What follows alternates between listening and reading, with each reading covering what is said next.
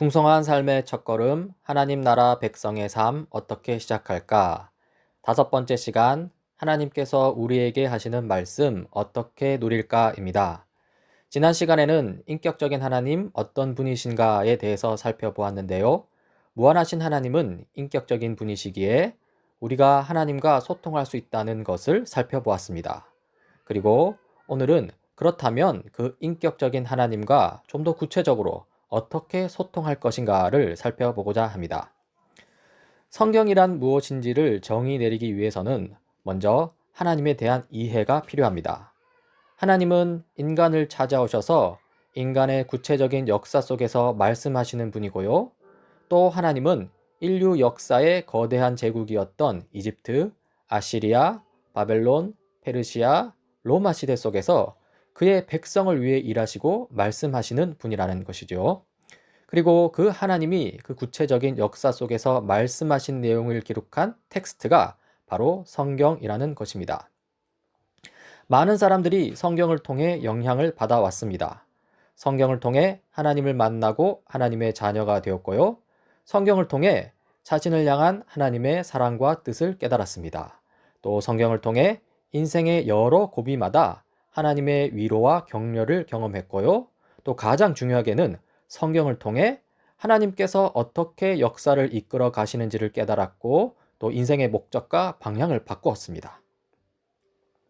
하나님은 성경을 통해 오늘도 말씀하시는데요. 과거에 말씀하시고 일하셨던 기록, 곧 성경을 통해서 우리는 오늘도 우리 속에서 일하시고 우리와 소통하시는 하나님을 만날 수 있습니다. 구약, 즉 이스라엘 역사 속에서 하나님의 뜻을 어렴풋이나마 보여주시고요. 신약, 그러니까 예수님을 통해 당신의 뜻을 선명하게 전하셨던 하나님은요. 오늘날 이제 그의 영이신 성령 하나님을 통해 우리가 하나님에 대한 진리를 인격적으로 깨달을 수 있도록 도우십니다. 이렇게 하나님은 시간과 공간을 넘어 오늘날도 성경을 읽는 자들에게 말씀하시고 깨닫게 하시고 위로하시는 것이죠. 이렇게 성경을 통해 우리는 하나님과 인격적인 교제를 누릴 수 있는데요. 성경을 읽는 방법이 크게 2가지가 있습니다. 먼저 통독입니다. 성경을 통째로 누리는 것인데요. 통독에 대해서 살피기 전에 성경에 대해서 다시 한번 살펴보자면 성경은 결코 한 개인의 삶을 위한 안내서나 지혜를 모은 잠언 또는 처세술을 가르치는 책이 아니라는 것이죠. 성경은 무한하시고 인격적인 하나님께서 유한한 우리 인간 세상 속에 오셔서 어떻게 자신의 뜻을 보여주셨는지 기록한 것입니다. 여기서 통독의 필요성이 나오는데요. 성경은 개인의 처세술을 가르치는 책이 아닙니다. 그렇죠? 성경을 그렇게 읽지 않고 하나님의 일관성 있는 큰 뜻을 파악하고 붙들기 위해서는 이 통독이 필요하다는 것이죠. 그러면 어떻게 통째로 읽을 것인가 질문이 나오죠. 먼저 성경에 대한 약간의 지식을 습득하면 훨씬 쉽습니다. 그리고 옛말로 되어 있는 개혁판이나 개혁 개정판보다는 현대어로 된 성경, 가령 세번역이나 쉬운 성경, 현대인의 성경 버전 이것을 가지고 통독하는 게 더 효과적이라고 생각합니다. 앞서 성경에 대한 약간의 지식을 습득하면 성경 이해하기가 훨씬 수월하다고 했는데요. 이 성경의 전체적인 흐름을 파악함으로써 그렇게 할 수 있습니다. 창조, 타락, 구속, 완성인데요. 이 창조는 하나님이 천지를 창조하셨다는 것입니다. 창세기 1장 1절에 나오죠. 태초에 하나님이 천지를 창조하셨다. 그런데 그 다음으로 타락입니다. 아름답고 선한 창조 세계가 인간의 죄로, 인간의 죄와 타락으로 왜곡되었다는 것이죠. 창세기 3장, 인류의 대표 아담의 불순종으로부터 이 타락이 시작되었습니다. 그리고 구속입니다. 타락한 창조 세계를 회복시키시기 위해 하나님께서 일하기 시작하신다는 것이죠. 창조 세계를 구속하시기 위해 하나님께서 아브라함을 부르셨고 또 모세를 부르셨고 또 다윗을 왕으로 세우셨고 그리고 구약의 예언자들은 오실 메시아를 예언하였죠. 그리고 구약 예언자들이 예언한 대로 메시아이신 예수 그리스도가 이 땅에 오셨습니다. 이 모든 것이 구속과 관련된 이야기입니다. 그리고 마지막으로 완성입니다. 타락한 창조 세계의 회복을 완성시키시는 것이죠. 미래의 어느 때에 예수 그리스도께서 이 땅에 다시 오시는데요. 그때 창조 세계는 하나님이 원래 목표하셨던 대로 완전히 회복되고 완성됩니다. 이런 창조, 타락, 구속, 완성이라는 큰 흐름을 이해하고 성경을 통독하면 좀 덜 헤맬 수 있습니다. 그리고 통독하는 또 다른 방법으로 신약부터 읽는 것이 있습니다. 이 신약은 예수님에 관한 이야기인데요. 기본적으로 우리는 예수님을 통해서 생명을 얻었고, 그리고 예수님을 통해서 하나님을 알게 되었으며, 또 예수님을 통해서 지금 또 일하시는 하나님의 인류 구원의 뜻과 계획을 알게 되죠. 그래서 예수님의 이야기인 신약부터 읽는 것입니다. 먼저 사복음서입니다. 마태, 마가, 누가, 요한복음인데요. 이 중에 요한복음부터 읽는 것이 가장 좋다고 합니다. 자, 사복음서는 이 땅에 오신 예수님의 이야기입니다. 이 사복음서를 읽을 때 첫 번째로 예수님이 어떤 분이시며 또 무엇을 가르치고 계시는가에 집중하면서 읽는 것입니다. 두 번째로 예수님께서 사람들을 어떻게 만나고 계신가에 집중하며 읽는 것이죠. 그 다음으로 사도행전입니다. 사도행전 읽기인데요. 사도행전은 예수님 이후, 그러니까 예수님이 승천하신 이후에 성령 하나님이 이 땅에 오셔서 교회를 세우시고 선교하시는 이야기인데요. 이 하나님 편에서 이 초대 교회 공동체를 통해서 성령 하나님이 어떻게 일하시는지 살피면서 읽는 것이고요. 그리고 또 우리 인간 편에서 초대 교회 공동체가 어떻게 예수님의 가르침을 따라 살았는지를 살피면서 읽는 것입니다. 이 사도행전은 이 뒤이어 나오는 서신서의 역사적 배경이기도 합니다. 다음으로 서신서 읽기입니다. 서신서는 사도행전 시기에 활동했던 사도들이 기록한 편지입니다. 사복음서에 나타난 예수님의 행적과 가르침에 대한 이 신학적 해석이 있고요. 그리고 사도행전에 나타난 성령 하나님의 행적과 가르침에 대한 이 신학적 해석이 담겨 있죠. 그리고 마지막으로 요한계시록입니다. 다시 오실 예수님에 관한 이야기입니다. 요한계시록에서 우리는 다시 오셔서 타락한 창조 세계를 완전히 회복시키시는 어린 양 예수 그리스도에 대한 이야기를 볼 수 있습니다. 이렇게 신약을 읽으면서 예수님에 대해서 알아가다 보면은요, 이 예수님께서 구약을 예수님 자신의 모든 가르침의 근거로 삼으시는 것을 확인할 수 있습니다.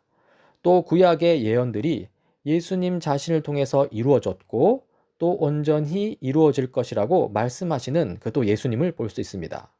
즉, 신약의 가르침이 구약에 깊이 뿌리를 내리고 있음을 확인할 수 있는 것이죠. 그러면서 우리의 관심이 자연스럽게 구약을 향하게 됩니다. 그래서 신약 다음으로 구약 읽기인데요. 구약에서 우리는 다스리시는 하나님을 봅니다. 수천 년 동안 하나님께서 어떻게 세상을 다루셨고 하나님을 떠난 인류를 향하여 어떤 계획을 가지고 계셨는지 이 이스라엘을 중심으로 보는 것이죠. 또 구약에서 우리는 반역하는 인간을 봅니다. 만물의 찌꺼기 같았던 작은 민족 이스라엘이 하나님이 가지고 계셨던 계획을 어떻게 거절했는지를 보게 됩니다. 인간의 실패를 보는 것이죠. 하지만 거기서 포기하지 않으시고 회복을 예언하시는 하나님을 보게 됩니다. 절망스러운 인간의 역사 속에서도 하나님은 인류를 구원하실 계획을 굽히지 않고 이루어 가시는 것이죠. 거기서 이스라엘뿐만 아니라 모든 나라, 모든 민족을 회복하실 메시아를 약속하시는 하나님을 보게 됩니다. 이것은 주로 구약 예언서에서 나타나는 내용이겠죠. 그리고 신약에 이르러서 구약에서 예언된 회복이 예수 그리스도를 통해 성취되는 것을 우리는 볼 수 있습니다. 자, 정리해 볼까요? 먼저 구약입니다. 구약에 나타난 이스라엘의 거듭된 반역과 실패 끝에 하나님은 자신의 아들이신 예수를 메시아로 보내기 위해 준비하십니다. 약속하시는 것이죠. 예언하시는 것이죠. 그리고 신약입니다.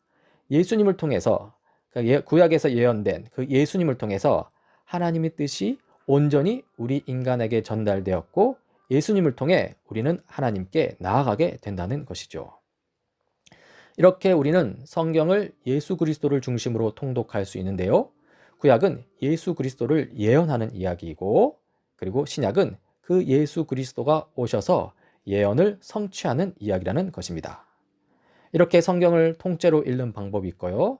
또 다른 방법으로는 자세히 읽는 방법이 있습니다. 네, 묵상이라고 하죠. 성경을 우려내서 누린다라고 말할 수 있습니다. 통독을 통해서는 성경 전체, 즉 숲을 볼 수 있죠. 그리고 묵상을 통해서는 성경이라는 큰 숲의 나뭇가지와 잎사귀에 집중할 수 있습니다. 묵상이란 무엇이냐 했을 때 짧은 본문을 집중해서 읽고 그 내용을 주의 깊게 관찰하고 그 의미를 해석해서 깨달은 바를 자신의 마음과 삶 속에 적용하는 것이라고 할 수 있습니다. 이 묵상을 관찰, 해석, 적용의 3단계로 나누어 볼 수 있는데요. 먼저 관찰입니다. 이 성경 본문을 자세히 읽는 것이죠. 역사나 이야기 형태의 경우, 그러니까 역사서, 사복음서 일부, 또 사도행전 등이 여기에 포함되겠죠. 그 성경 이야기 속으로 들어가서 어떤 일이 벌어지고 있는지 살펴보는 것입니다. 또는 이 설교나 가르침 형태의 경우, 또 사복음서 일부나 또 서신서 등이 여기에 해당되는데요. 그 논리적 흐름을 살펴봐야 합니다. 시 형태도 있습니다. 지혜서나 예언서 등이 여기에 포함됩니다. 이 시 형태의 경우 그 표현이 담고 있는 이미지를 그려보면서 자세히 읽는 것이죠. 이렇게 성경을 읽는 그대로 주의 깊게 반복해서 읽고 살피는 것이 바로 관찰입니다. 그리고 다음으로 해석입니다. 해석은 핵심 메시지를 파악하는 것입니다. 관찰한 성경 본물에서 이 당시의 시간적 문화적 맥락과 그리고 신학적 맥락을 고려하여서 핵심 메시지를 건져내는 것이죠. 먼저 성경 당시의 시간적 문화적 맥락을 파악하여서 성경 본문이 말하고자 하는 핵심 메시지를 건져내는 것입니다. 오늘날 우리는 성경 시대로부터 멀리 떨어져 있기 때문에 성경 당시의 시간적 문화적 맥락이 사실 오늘날 우리에게는 장애물이 됩니다. 그래서 성경 당시의 시간적 문화적 맥락을 파악하고 그 파악한 당대의 시간적 문화적 맥락 속에서 핵심 메시지를 이해하도록 하는 것이죠. 그리고 또 하나가 뭐가 있냐면 신학적 맥락을 파악하는 것입니다. 이 신학적 맥락을 파악하여서 이 성경 본문이 말하고자 하는 핵심 메시지를 건져낸다는 것입니다. 여기서 신학적 맥락이란 다름 아닌 성경 전체를 통해 나타난 하나님의 큰 뜻이라고 할 수 있습니다. 즉 신학적 맥락을 파악하기 위해서는 어떻게 해야 하죠? 성경 전체를 보아야 합니다. 여기서 우리는 이 성경 통독의 필요성을 보게 되는데요. 그래서 성경 전체를 읽는 통독과 자세히 읽는 묵상은 대립되는 것이 아니라 함께 가는 것입니다. 이렇게 묵상에 대해서 이야기했는데요. 이 묵상 해석에 대해서 이야기했는데요. 이 해석을 위해서 실제적으로 도움이 되는 책자를 소개하면요. 먼저 시간적, 문화적 맥락을 파악하기 위해서 IBP에서 나온 성경 주석이나 IBP 성경 배경 주석 등을 주석류를 사용할 수 있습니다. IBP에서 나온 것들은 단권으로 된 책들인데요. 좀 유용합니다. 그리고 신학적 맥락을 파악하기 위해서 책 2권을 추천하고 싶은데요. 먼저 성경은 드라마다라는 책이고요. 또 좀 더 그 깊은 내용으로 이 복음과 하나님의 계획이라는 책을 추천하는데요. 읽어볼 만합니다. 이렇게 해석을 살펴보았고요. 그 다음으로 적용입니다. 적용은요, 이 핵심 메시지, 그러니까 해석 단계에서 끄집어낸 핵심 메시지, 그 핵심 메시지에 순종하며 사는 것입니다. 성경은 단지 지적인 호기심으로 읽는 것이 아닙니다. 그렇죠? 성경은 살아계신 하나님과 그분의 뜻을 알아가려고 읽는 것이죠. 그렇기 때문에 깨달은 바가 있다면 그것을 자신의 삶에 적용하는 것은 당연한 것입니다. 그렇게 핵심 메시지에 순종하며 사는 것이 바로 곧 적용입니다. 정리해 볼까요? 관찰은 눈으로 읽기입니다. 성경 본문을 자세히 읽는 것이죠. 해석은 머리로 이해하기입니다. 성경 당시 맥락 속에서 또 신학적 맥락 속에서 핵심 메시지를 파악하는 것입니다. 그리고 마지막으로 적용입니다. 적용은 몸으로 순종하기입니다. 파악한 핵심 메시지를 오늘날 내 삶에 적용하여 순종하는 것이죠. 이렇게 우리는 성경을 통독하고 성경을 묵상하면서 하나님과의 교제를 누릴 수 있는데요. 여기서 2가지를 말씀드리고 싶습니다. 먼저 성경을 읽을 때 율법주의적 접근을 하지 마세요. 잘못된 하나님 이해가 있는데요. 우리가 성경을 읽나 안 읽나 감시하는 분으로 하나님을 오해하는 것입니다. 그러면서 두려움과 죄책감 속에서 억지로 성경을 읽으려 하는데요. 그렇게 하지 마십시오. 그러면 어떻게 성경을 읽어야 하느냐 했을 때 바로 은혜에 입각해서 성경을 읽으세요.